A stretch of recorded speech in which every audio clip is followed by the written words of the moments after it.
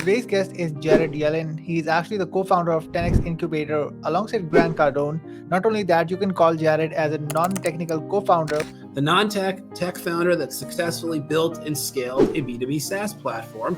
And the reason they were coming to me, besides the fact that I figured it out, is of my infrastructure. Found a way to scale his company with no money upfront. So not only that, in June of 2020, he actually declared a new moonshot, which was essentially help people over 10,000 tech companies actually to a successful business.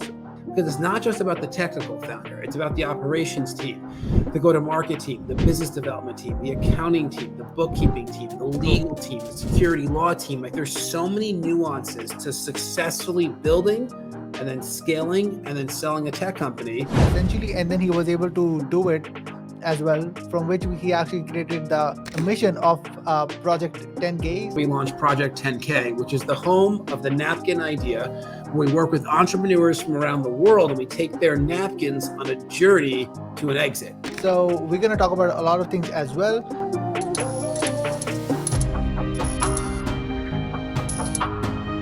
So please welcome Jared Yellin. Awesome. RJ, thank you, my friend. I'm honored to be here. I love what you're doing. It's making a huge impact in the world. So I'm an open book. You got me for 20 minutes, then I got to run. So ask me anything that you believe will serve your audience. Yeah, first of all, I want to start with a quick, brief backstory, how did a journey actually started for you to the point where you are at the moment? Yeah, I'd love to help. So one thing that I realized really early in life, probably like most of the people that are listening to your show, is that I was completely and utterly unemployable. At a very early age, I realized that. So I went all in on entrepreneurship. I've had a pretty solid run for the past 18 years with some beautiful learning experiences sprinkled throughout. I'm what you call a non-tech founder.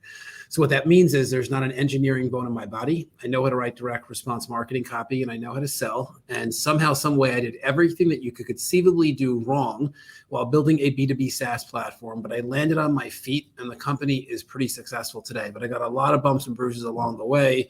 I self-funded the venture. I lost 2 years and $2 million at my first bout at it. Pick myself back up, and we've now turned that business into a pretty viable B2B SaaS platform supporting tens of thousands of small business owners around the world. That company is called Synduit. And as I started to scale Synduit, I began to realize that I was obsolete within that business. There was no defined role for me anymore. The team knew what they needed to do. The business was growing without me. So I took a step back and I said, what's next? And one thing that I realized as an entrepreneur and really as a person is that when you pursue A, what you're not pursuing is B, C, D, E, F, G, et cetera. And that's called opportunity cost. So I did this assessment of my life and I said, okay, over the past few years of building Synduit, what did I not focus on? Where did I leave the most opportunity on the table? And what I realized was that over the years of building Synduit, I had dozens of friends come to me and pitch me their tech ideas. And the reason they were coming to me is that I was the guy that figured it out. The non-tech founder that successfully built and scaled a B2B SaaS platform. And the reason they were coming to me, besides for the fact that I figured it out, is of my infrastructure. We have a software development firm that we own, a marketing agency, a biz dev firm. We have operations figured out. So they'd pitch me their ideas, RJ, and the majority of the ideas were ridiculous. They weren't thoughtful. There was no market for it, but there was a dozen of them that were really good. And every time that an entrepreneur would pitch me their idea, I'd say, you should do something with this. And they were like, cool, let's do it together. I'm like, no, I'm building this B2B SaaS platform. They're like, all right, but can I use your team? I'm like, no, they're building this B2B SaaS platform. So as I was sitting there one day thinking to myself, where have I had the most opportunity cost? I thought about those 12 entrepreneurs. I called each of them up. They're all very close friends of mine. And I said, hey, what did you ever do with that idea?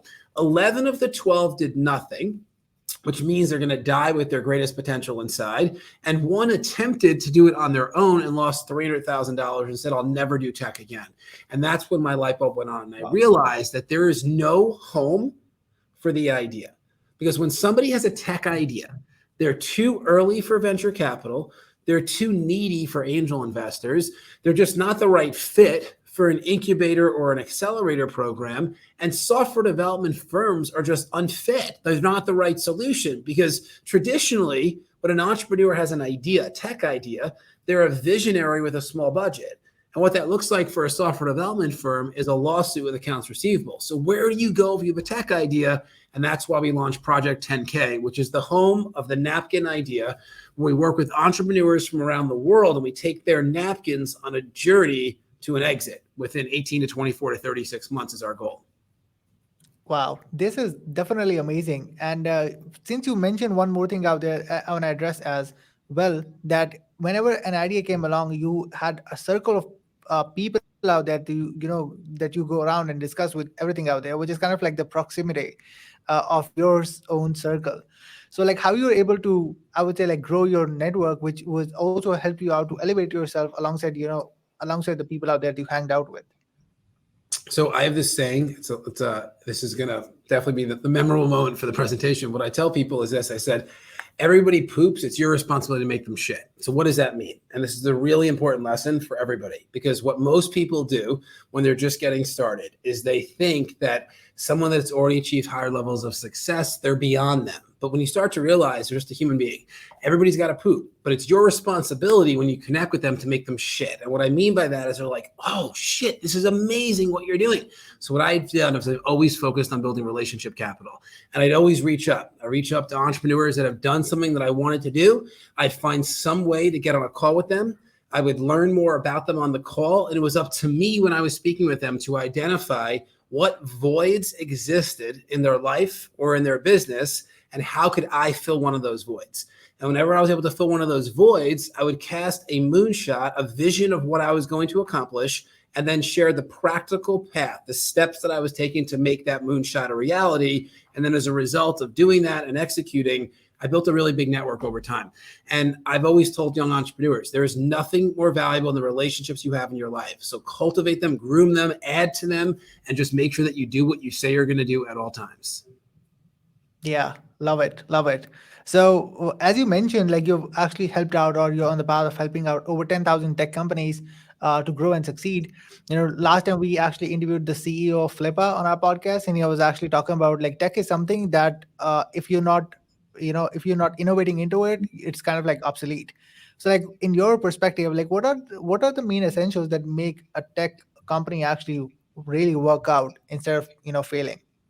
So one of the things that happens within 99% of tech companies, because 99% of them will fail, is that product drives marketing. And what that means is somebody comes up with an idea and they build a product. And that's the path to fail, because you have a 1% chance that you actually are building the right product for a market. So the first thing you want to do is identify an inefficiency and then come up with a solution, but not build anything. And then you want to market the solution before you build anything. And you want to see if there's a large enough audience that can identify with the problem and your solution, and they're willing to pay for it. What we call that is marketing drives product. So we will market before we build anything to ensure that when we start to build, we're building the right thing. In addition, when we start to build, we're only going to build for 60 to 120 days. That's it. Mm-hmm. We have to launch something, because what we don't want to do is overbuild. We want to build just enough to satisfy the need of what the market told us, to determine whether or not that we are able to generate enough cash flow to then reinvest, to then start to scale that business even further. But make sure if you have an idea, market it before you build it, to determine whether or not there's enough people that can identify with the problem and are willing to pay for your solution. Okay. So like, do you think that these exact same characteristics were the common patterns for the 10,000 tech companies out there that you kind of like helped out with? Yeah, for all of them, that's what we do. So we didn't do that from the start. Like when this project first started, we were one detail ahead of where we needed to be at all times. So we weren't that far along. But now looking back at what worked versus what has not worked, when we were having product drive marketing, we almost always missed the mark because we don't have a crystal ball. So we committed to what the person with the idea believed to be the solution. We built that solution. We then launched it. And there was a handful of times that there was no audience willing to pay for it. So we said, okay, what should we do to reduce our risk? Because that's really what entrepreneurship is. It's just a game of risk. And you should always be focused on what can you do to reduce your risk. So we said, okay, well, what if we were to market a solution before we build it?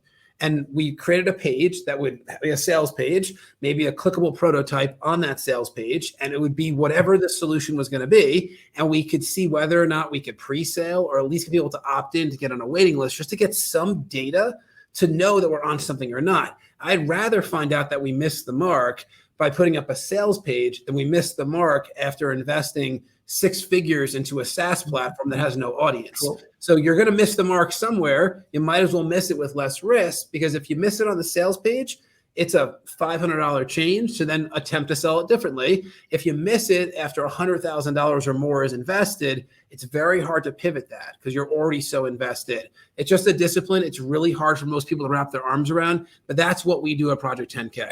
Marketing drives product versus product driving marketing. Yeah, that's so amazing. And also the nickname that you actually got assigned to, which is a non-technical co-founder, which is super fascinating because a lot of people feel like in tech and startup, most people have to be a little bit technical, but they're both of the essentials coming along. Like one have to be a non-technical person out there to handle all of the things out. Like how you handle a lot of things that are actually going on with the company while being a non-technical and still having an idea like what's going on the other side to see the progress coming along. So what I've learned is the only way to successfully build a tech company, if you're non-technical, is to find a technical co-founder. There's no other way to do it. And it's nearly impossible to find a technical co-founder, because what people traditionally will do is they'll go on Upwork, they'll post their very poorly written statement of work, and they'll start getting proposals for it. But it's not really a statement of work. It's like a very high level overview of what they want built. Somebody gives a random number just to try to get the deal. That becomes your technical co-founder, who's not a co-founder. They're just getting paid by you to build something, even if that something isn't the right something. They're not going to guide you to safety, because that's not what they're there to do. They're there to build exactly what you've asked them to build. So it never works. Like, you need a technical co-founder, someone that has equity in the deal. Their values are aligned. They care about the outcome as much as you care about the outcome. And after being a non-technical tech founder now for a decade, I've realized you just can't find that. That is an anomaly. It is serendipity. When you find it, you should never let go of it. So I said, okay, what if we built human infrastructure to become the optimal founder?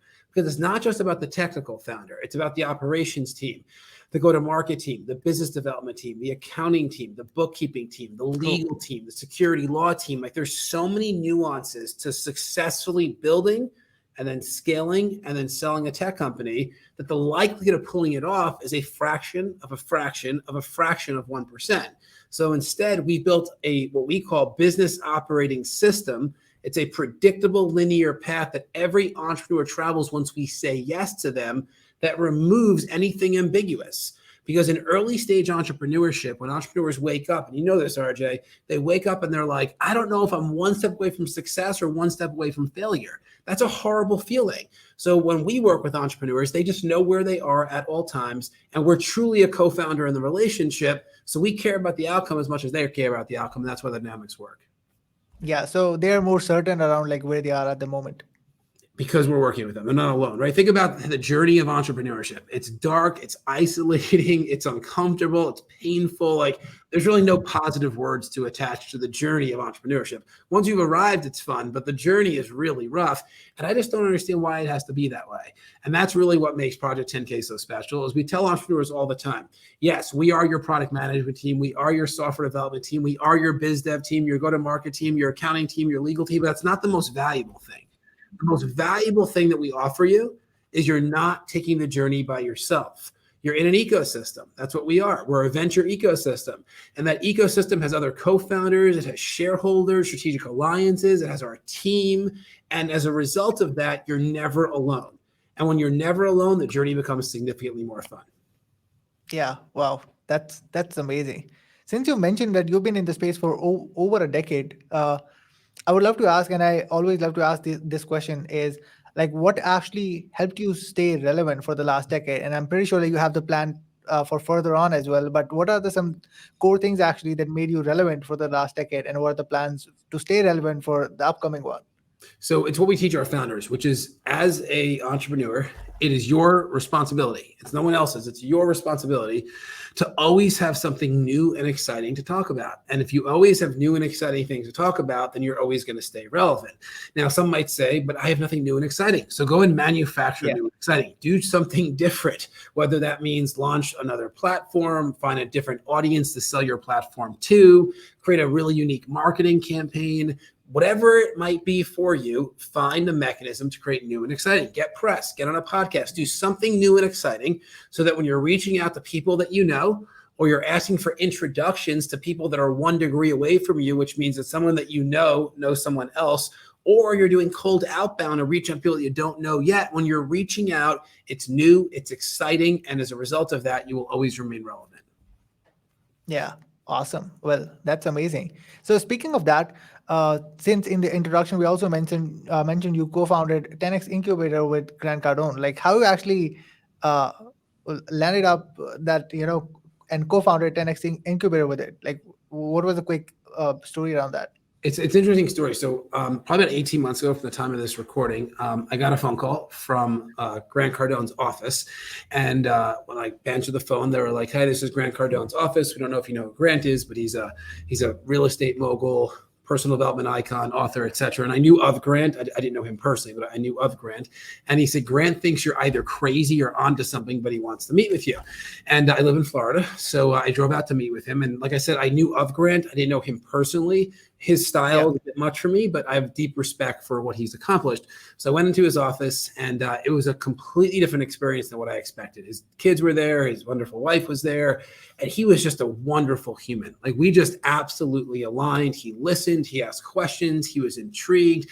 And as I was about to leave, he said, "Jared, I have to support this project." And I was thinking to myself, what could Grant Cardone do with me? Like in so many ways, he's like the antithesis of what we're doing because he's a hard asset guy. He's a real estate guy, right? And he actually tells people, don't invest in anything you can't touch. Well, you can't touch software, right? You could touch real estate, but you can't touch software. So I'm sitting there thinking to myself, well, something he's also really polarizing. People either absolutely love him or they can't stand him, but universally, everybody knows he's a great investor. There's not many people that have invested their way to success the way that he has. He hasn't like a big exit. Like it's just he has literally put his effort, blood, sweat, and tears into creating what he has in his life today.